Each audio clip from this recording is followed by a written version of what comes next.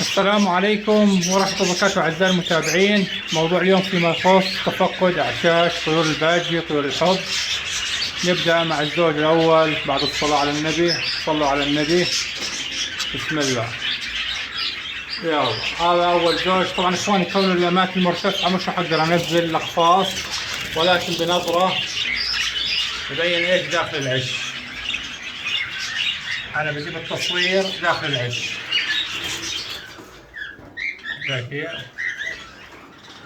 تبارك الرحمن.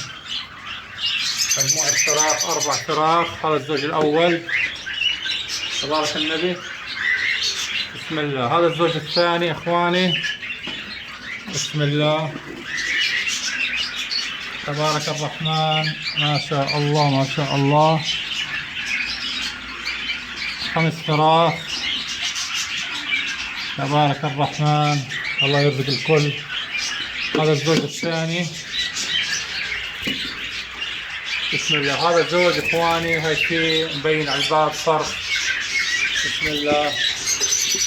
نشوف ان شاء الله.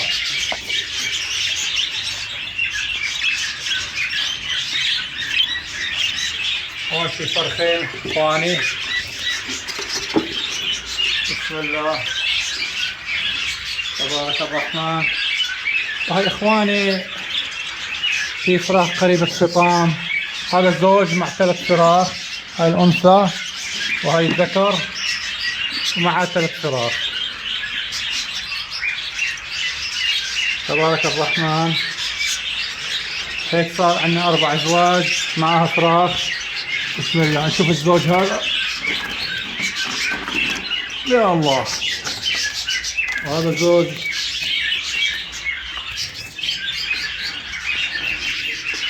تبارك الرحمن مع 4 أو 5 فراخ.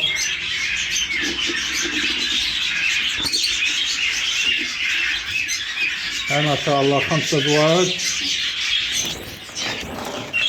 بعد التصوير براجعه. بسم الله. هون في زوج. بسم الله. تبارك الرحمن.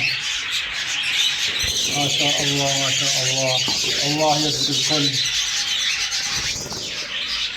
هاي كمان زوج معاه 5 فراخ او 6 فراخ. تبارك الرحمن. يا الله. بسم الله. في هنا زوج البينو. بسم الله. معاه 3 فراخ البينو. الله يرزق الكل. هاي اخوان تقريبا الازواج المنتجة عندي، والله يرزق الكل. هاي بالنسبة لطيور الباجي طيور الحب. نظرة سريعة.